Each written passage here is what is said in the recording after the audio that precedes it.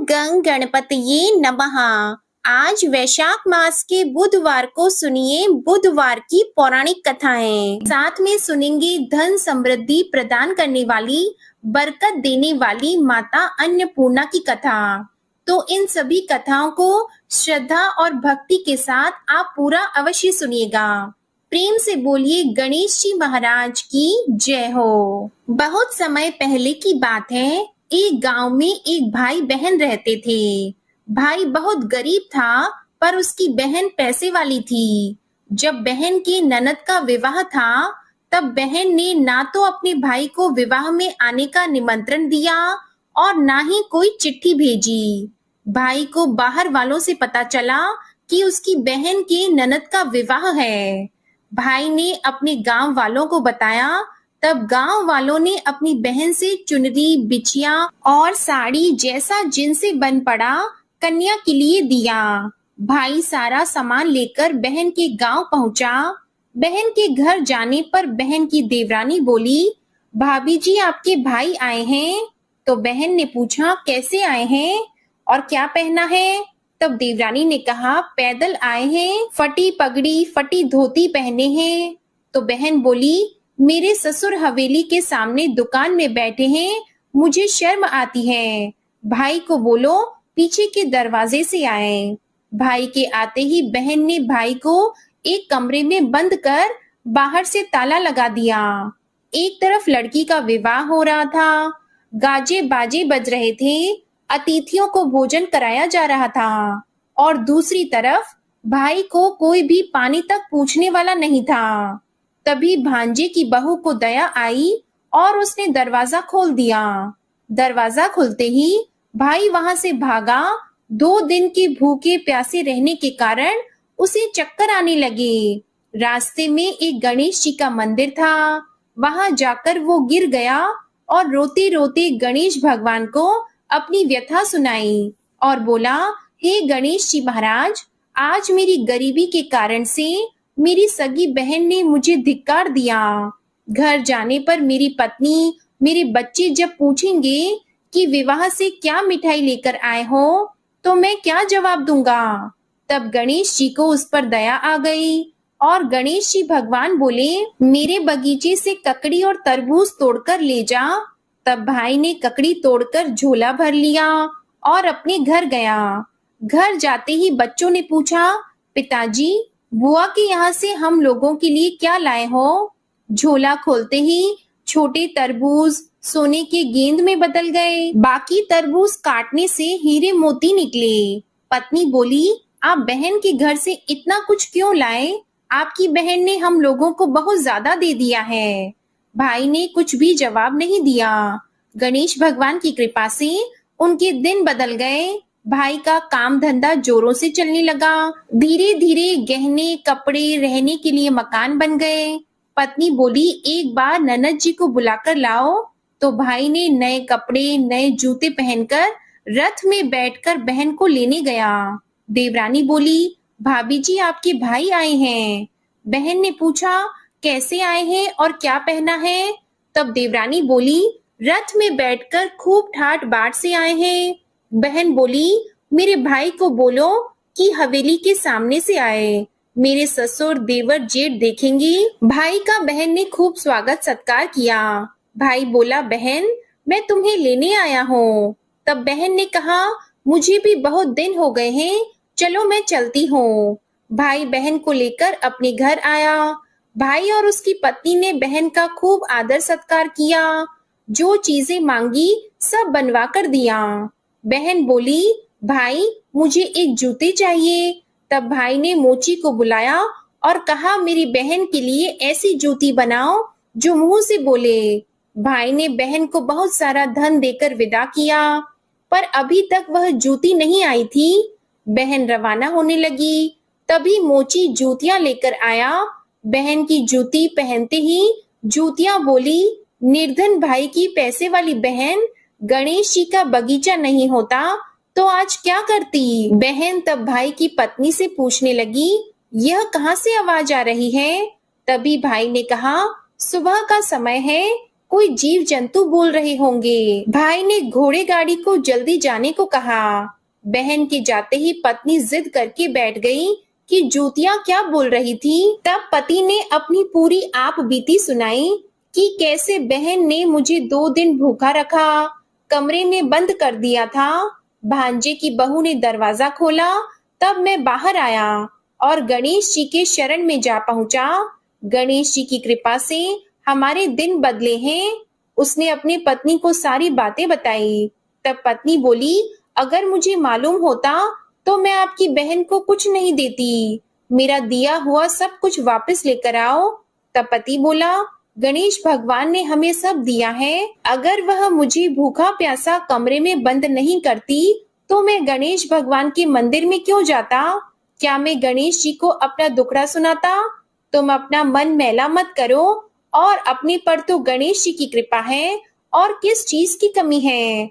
फिर दोनों गणेश जी के आगे झुककर प्रणाम करते हैं और जयकारा लगाते हैं। हे गणेश जी महाराज, जैसी कृपा आपने गरीब भाई पर की, वैसे ही अपने सभी भक्तों पर अपनी कृपा बनाए रखना।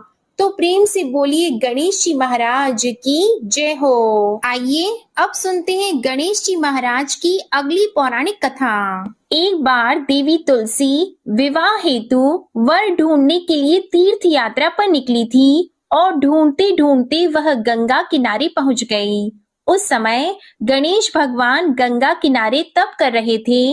उन्हें देखते ही देवी तुलसी उन पर मोहित हो गई और उनके मन में गणेश भगवान से विवाह की इच्छा उत्पन्न हुई। फिर देवी तुलसी ने गणेश जी के पास जाकर उनका ध्यान भंग कर दिया। आंखें खोलने के बाद गणेश भगवान के सामने देवी तुलसी खड़ी थी, लेकिन सामने एक स्त्री है, इसलिए अपने क्रोध को नियंत्रण में रखकर गणेश भगवान ने पूछा, आप कौन है देवी और मेरा ध्यान भंग करने का क्या कारण है? तो जवाब में देवी तुलसी ने अपने परिचय के साथ गणेश जी से विवाह की बात कर ली। उत्तर में गणेश भगवान जी बोले, देवी मैं ब्रह्मचारी हूँ, इस वजह से मैं विवाह नहीं कर सकता। अपने विवाह प्रस्ताव के लिए ना सुनने के बाद देवी तुलसी क्रोधित हो गई और उन्होंने गणेश जी को श्राप दे दिया कि उनका ब्रह्मचर्य टूटेगा और उनके 2 विवाह होंगे। इस बात पर गणेश भगवान भयंकर क्रोधित हो उठे, क्योंकि एक तो वह स्त्री है, इसलिए ध्यान भंग करने पर भी गणेश जी ने कुछ नहीं कहा और इतनी विनम्रता से बात करने पर भी उन्हें श्राप दिया गया। फिर गणेश जी ने भी देवी तुलसी को श्राप दे दिया कि तुम्हारा विवाह शंखचूर्ण नाम के असुर के साथ होगा। एक देवी होकर भी उनका विवाह एक राक्षस से होगा। यह जानकर देवी तुलसी विचलित हो गई और विनायक जी से इस कठोर श्राप से मुक्ति दिलाने की क्षमा याचना करने लगी। फिर गणेश जी को तुलसी देवी पर दया आ गई।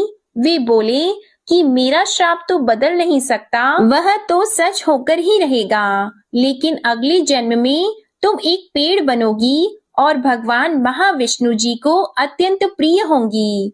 उनकी पूजा में भी तुम्हारा एक महत्वपूर्ण स्थान होगा और कलयुग के इंसानों को तुम मोक्ष का मार्ग दिखाओगी। लेकिन तुमने मेरा तप भंग किया है और मुझे ब्रह्मचारी होकर भी 2 विवाह का श्राप भी दिया है, इसलिए मेरी किसी भी प्रकार की पूजा में तुम निषिद्ध रहोगी। इस प्रकार देवी तुलसी गणेश भगवान की पूजा में निषिद्ध हो गई। प्रेम से बोलिए गणेश भगवान की जय। आइए सुनते हैं गणेश जी के विवाह की कथा।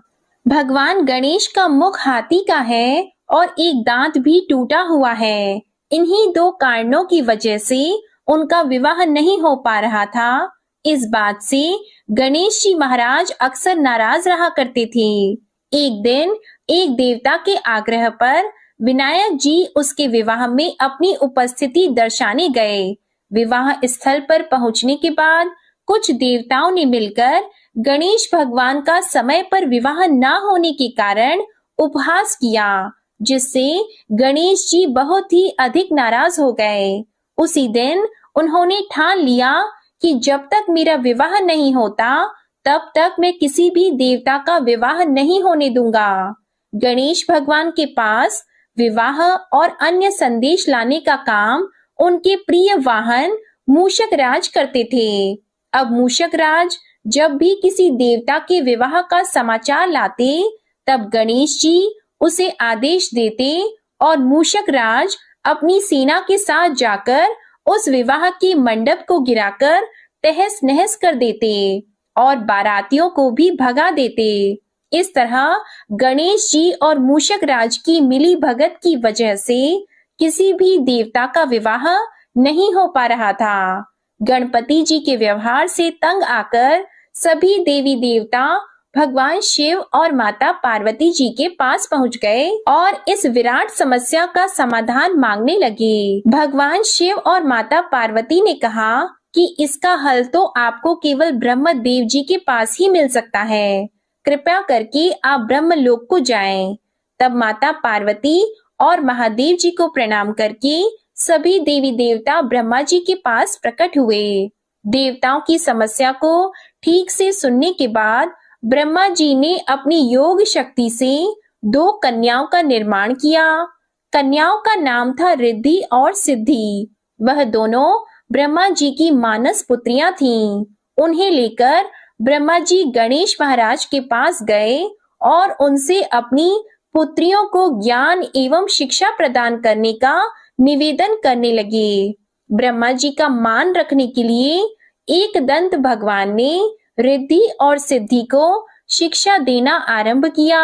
फिर उस दिन के बाद से जब भी मूषक राज किसी विवाह की खबर लेकर आते हैं, उस वक्त रिद्धि और सिद्धि गणेश जी को अपनी बातों में उलझा कर रखती थीं। इस तरह गणेश जी का ध्यान किसी और विषय पर रहता और दूसरी तरफ देवताओं का विवाह संपन्न हो जाता।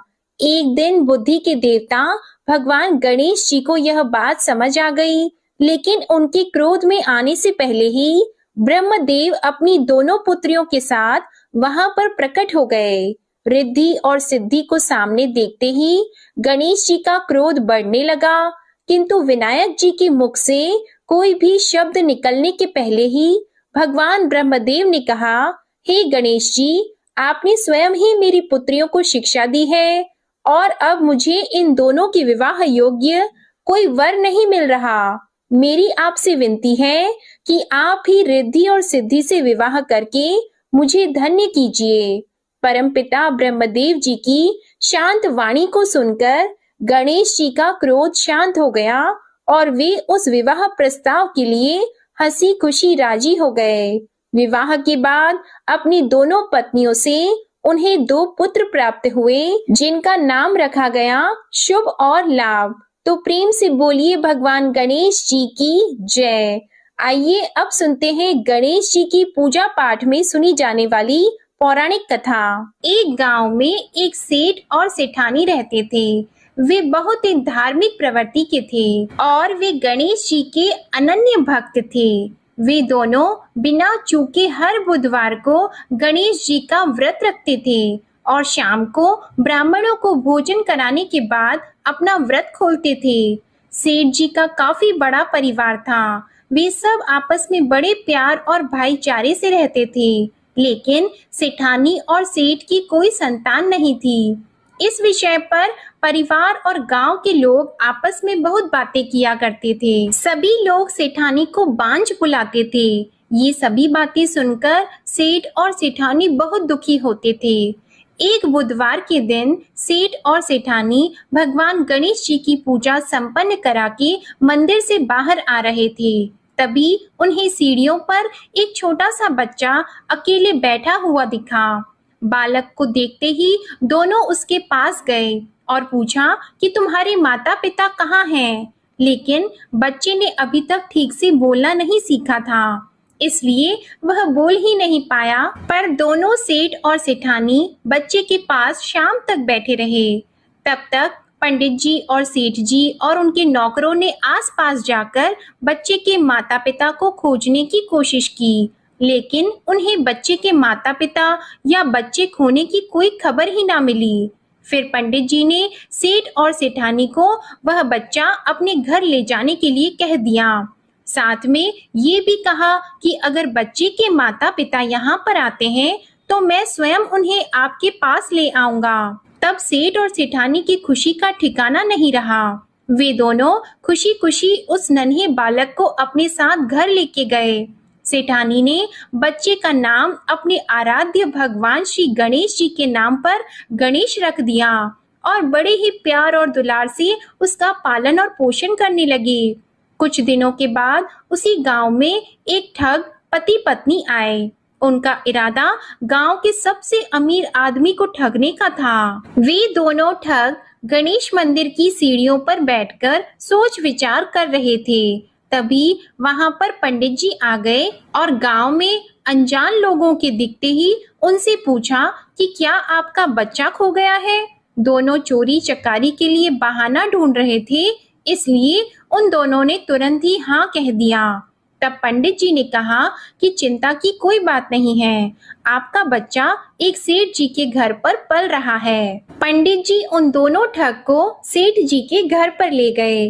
गणेश के माता पिता आ गए हैं, यह खबर सुनकर सेठ और सेठानी बहुत दुखी हुए। सेठ जी ने उन दोनों पति और पत्नी को एक रात के लिए अपने अतिथि गृह में ठहराया।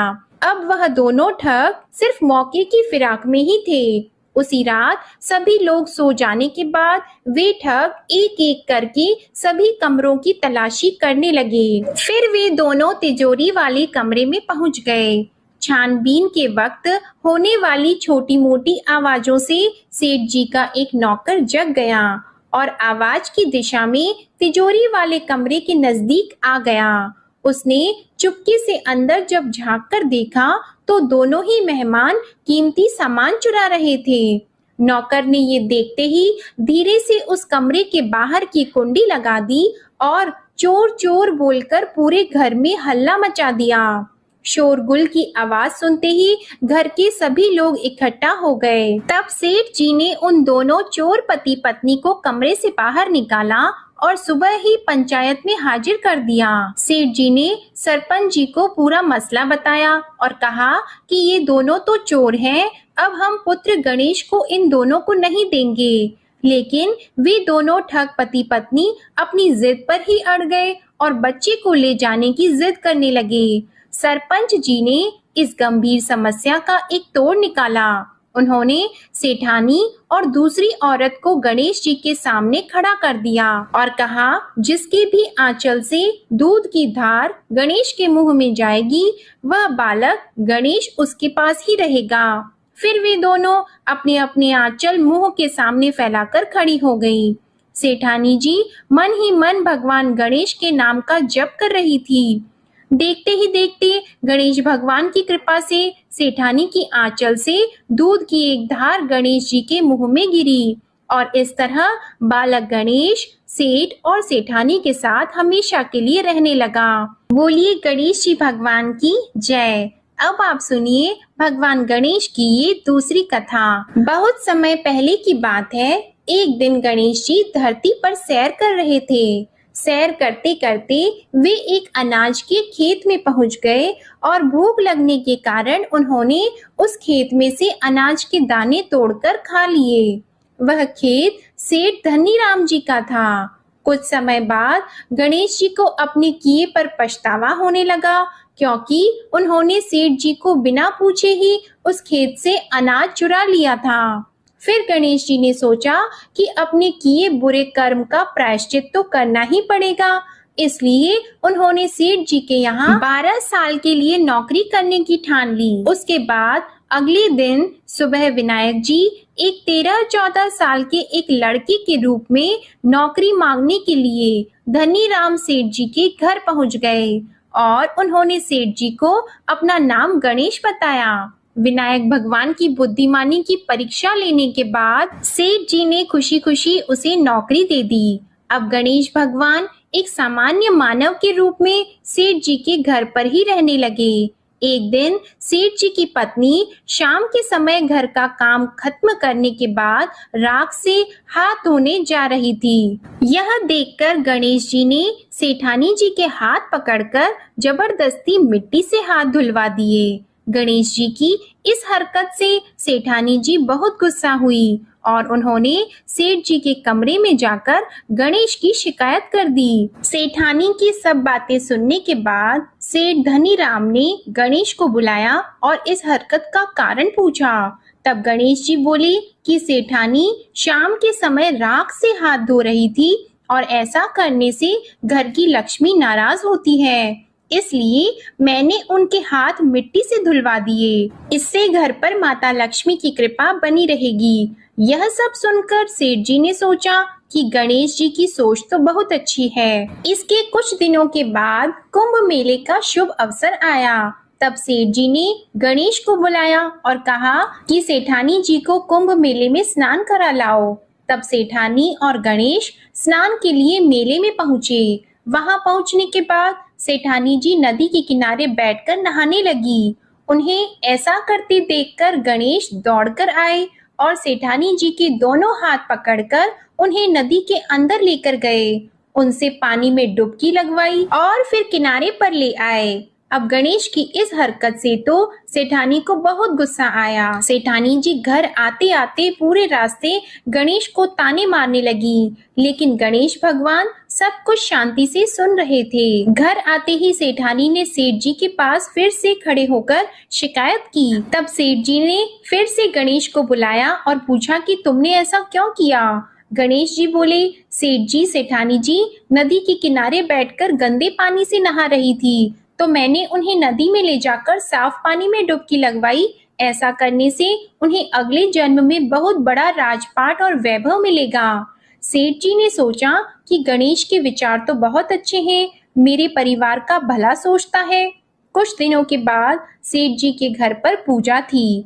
पंडित जी आने के बाद में सेठ जी ने गणेश से कहा, जाओ और सेठानी को बुलाकर लाओ। सेठ जी के आज्ञा के अनुसार गणेश जी सेठानी को बुलाने गए। उस वक्त सेठानी काली चुन्नी ओढ़कर कमरे से बाहर आ रही थी।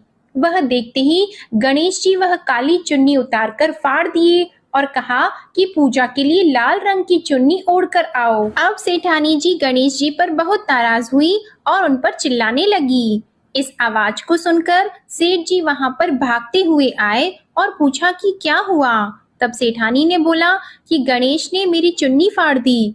फिर सेठ जी ने भी गणेश को बहुत डांटा। जवाब में गणेश जी ने कहा कि सेठ जी पूजा में कभी भी काला वस्त्र नहीं पहनते, इससे शुभ काम सफल नहीं होते, इसलिए मैंने ऐसा किया। सेठ जी ने सोचा कि गणेश तो बहुत समझदार है। इसी तरह लीला रचाते हुए उसी घर में गणेश जी के 12 साल बीत गए।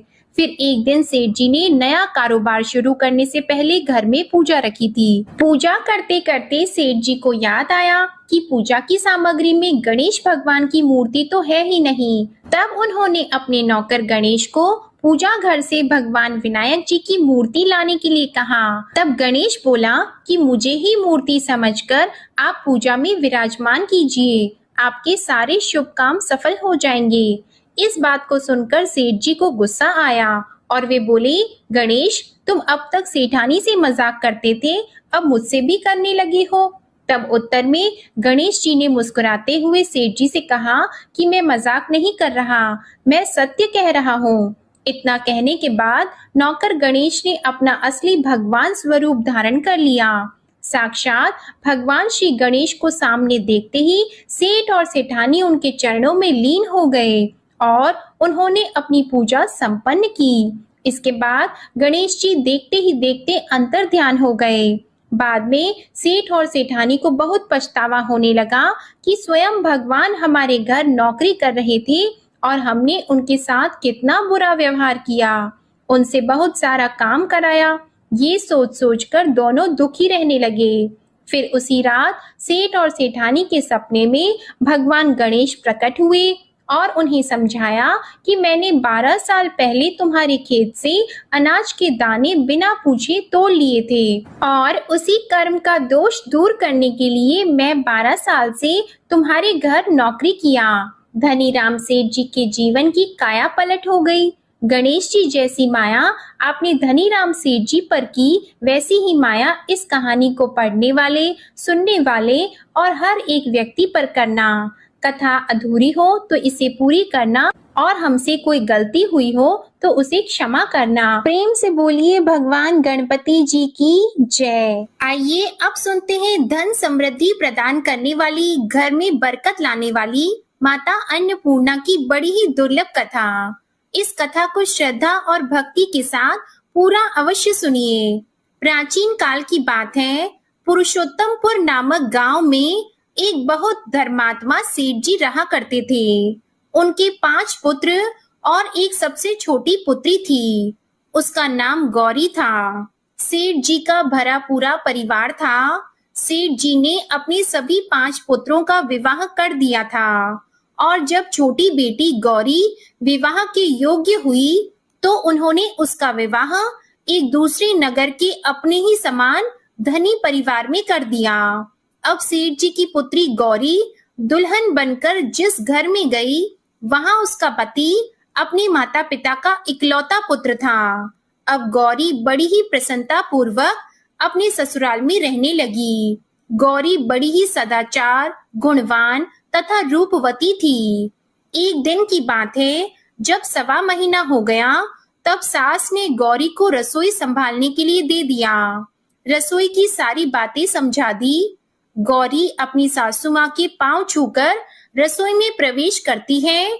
तब सास ने कहा, बहू, रोज सुबह जल्दी उठकर पूजा पाठ करके रसोई में प्रवेश करना, फिर खाना बनाना। रोटी बनाते समय पहली रोटी गाय को और अंतिम रोटी कुत्ते की बनाना मत भूलना। इस प्रकार सास ने गौरी को सब कुछ समझा दिया। गौरी 4 लोगों के लिए खाना बनाती है और खाना बनाकर अपने पूरे परिवार को खिलाती है।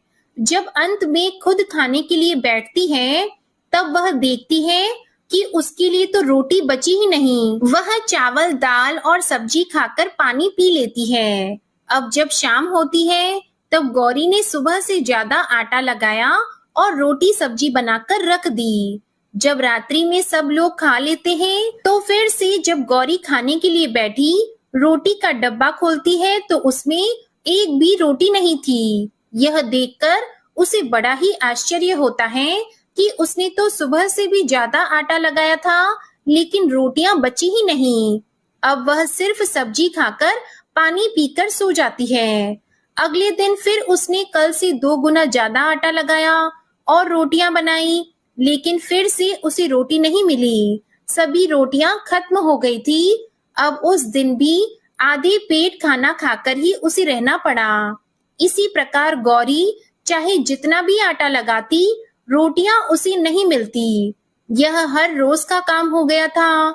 वह सोचने लगी, आखिर कौन नहीं चाहता कि मैं रोटियां नहीं खाऊं, मैं पेट ना भरूं। गौरी इस आस में आटा ज्यादा गूंथती कि किसी ना किसी दिन तो उसे रोटियां मिलेंगी, किंतु ऐसा नहीं होता है। ऐसा करते करते वह बहुत कमजोर, दुबली पतली हो गई। तो दोस्तों, ऐसे ही एक दिन की बात है, जब गौरी रसोई में सब्जियां काट रही थी, तो गलती से चाकू से उसका हाथ कट जाता है और वह रोटियां नहीं बना पाती।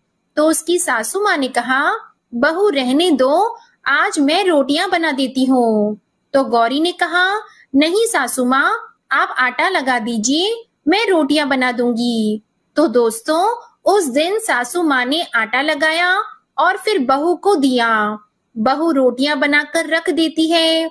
घर के सभी सदस्य रात के समय जब खाना खाने लगते हैं, सब लोग जब खाना खा लेते हैं, तब बारी आती है गौरी की। तो वह बहुत दुखी मन से खाना खाने बैठती है। वह सोचती है, आज तो सासू माँ ने आटा गूंथा है, वह भी बहुत कम। आज तो मेरे लिए रोटियां बची ही नहीं होंगी।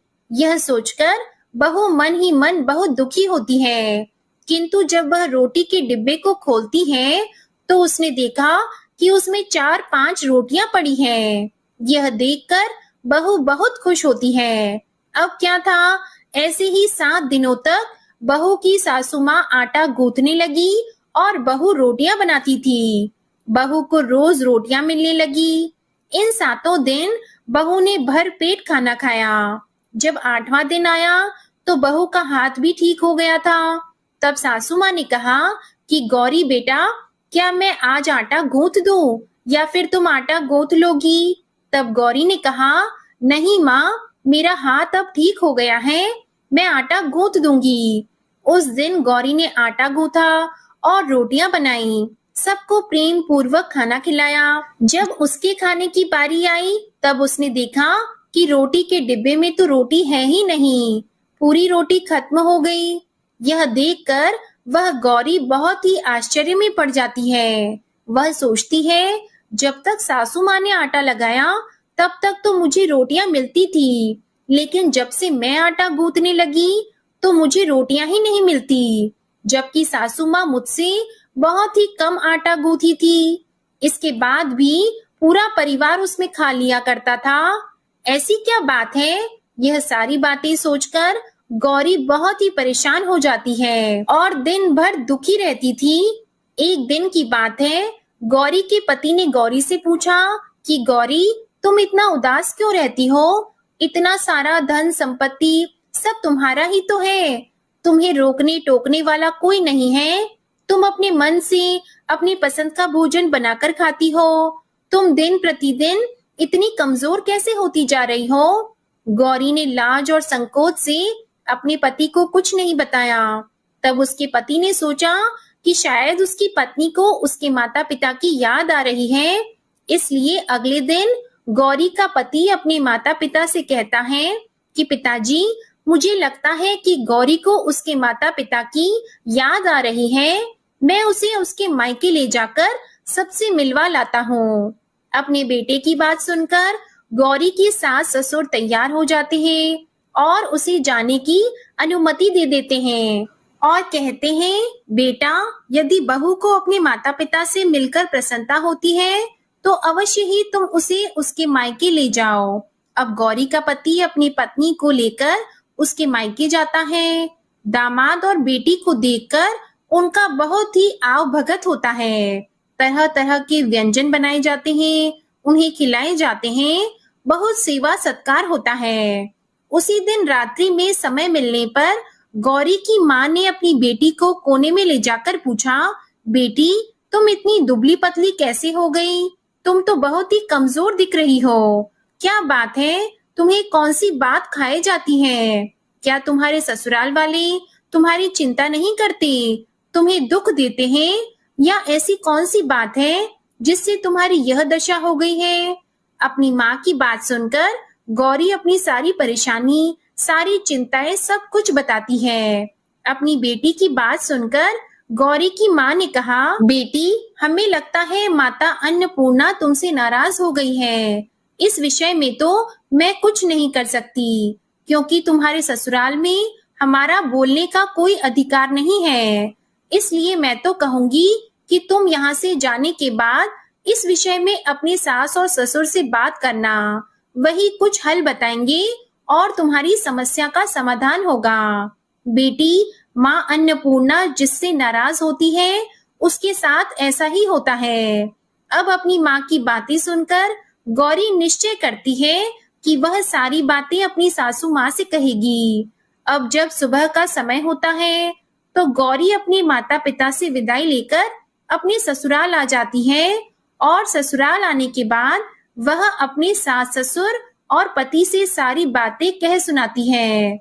वह कहती है, माँ जी, जब से मैंने रसोई संभाला है, मैं खाना बनाती हूँ, तब से मुझे एक भी दिन रोटियां नहीं बचती। मैं बिना खाए ही सो जाती हूँ, किसी किसी दिन पानी पीकर ही सो जाती हूँ, किसी किसी दिन चावल सब्जी खाती हूँ, रोटी तो मुझे मिलती ही नहीं है। और माँ जी, आपको याद है मेरा हाथ कटा था, तब आप उस समय आटा गूंथा करती थी और वह भी बहुत कम, फिर भी मेरे लिए रोटियां बचा करती थी और मैं भर पेट खाना खाती थी। लेकिन अब जब मेरे हाथ का घाव ठीक हो गया, तब से मैं फिर से आटा गूंथने लगी और रोटियां बनाने लगी। अब मेरे लिए फिर से रोटियां नहीं बचती, मैं आधी पेट ही खाना खाती हूँ। अपनी बहू की बातें सुनकर सास को सब कुछ समझ में आ गया। उसने कहा, बहू, यह शायद मेरी ही गलती है, मैंने तुम्हें सब कुछ बताया, सब कुछ सिखाया, लेकिन एक बात तो बताना भूल ही गई। ऐसा कहकर सास अपनी बहू का हाथ पकड़कर गौरी को रसोई में ले जाती है।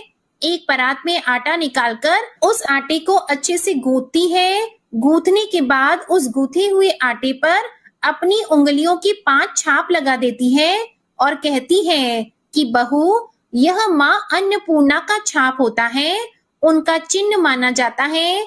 आटा लगाने के बाद कोई भी स्त्री इस तरह छाप लगाती है तो उसके घर में बरकत होती है। इसका अर्थ यह है कि माँ अन्नपूर्णा की कृपा सभी परिवार वालों पर बरसे और कोई भी सदस्य भूखे पेट न सोए। बहू, मैं तुम्हें ऐसा बताना भूल गई। तुम आटा लगाते वक्त आटे पर अपनी 5 उंगलियों का छाप छोड़ देना और माँ अन्नपूर्णा तुम्हारे ऊपर अवश्य ही कृपा करेंगी। तुम कभी भी खाली भूखे पेट नहीं सोगी। यह बरकत का चिन्ह होता है। अब अपनी सासू माँ की बात सुनकर बहू हर रोज आटा गूंथती और फिर उस पर अपनी 5 उंगलियों की छाप छोड़ देती और फिर रोटियां बनाती। अब बहू को हर रोज रोटियां मिलने लगी। वह भर पेट भोजन करने लगी और स्वस्थ भी हो गई। माँ अन्नपूर्णा की कृपा उस पर बरसने लगी। उसके हाथ में माँ अन्नपूर्णा का वास हो गया। घर पर कोई भी सदस्य भूखा नहीं रहता और जो कोई मेहमान आता या कोई भी भीख मांगने के लिए भिक्षुक आता, उसे भी वह खाना खिलाकर ही घर से विदा करती। इस प्रकार बहू के ऐसा करने से उसके घर में बरकत होने लगी, अन्न की वर्षा होने लगी। तो प्रिय भक्तजनों, आटे को गूंथ कर उस पर 5 उंगलियों का छाप लगाना हमारी पुरानी परंपरा है। यह माता लक्ष्मी जी और माता अन्नपूर्णा का चिन्ह माना जाता है। ऐसा करने से माता अन्नपूर्णा सदा प्रसन्न रहती है और घर वालों पर अपनी कृपा दृष्टि बनाए रखती है। हमारे पूर्वजों से लेकर अब तक यह परंपरा चली आ रही है। सभी माताएं बहनें अपनी 5 उंगलियों की छाप आटे पर अवश्य ही लगाती हैं और माँ अन्नपूर्णा से प्रार्थना करती है कि सबका पेट भरना, सबका कल्याण करना और घर में अन्न धन की वर्षा करना। तो प्रेम से बोलिए अन्नपूर्णा माता की जय। ओम नमः शिवाय। जय माता दी, जय भोलेनाथ। ओम श्री गणेशाय नमः। इसी के साथ आज आप हमारे चैनल पर वैशाख मास महात्म्य की कथा और बुध प्रदोष व्रत कथा भी जरूर सुनिएगा। प्रेम से बोलिए गौरी पुत्र गणेश भगवान जी की जय।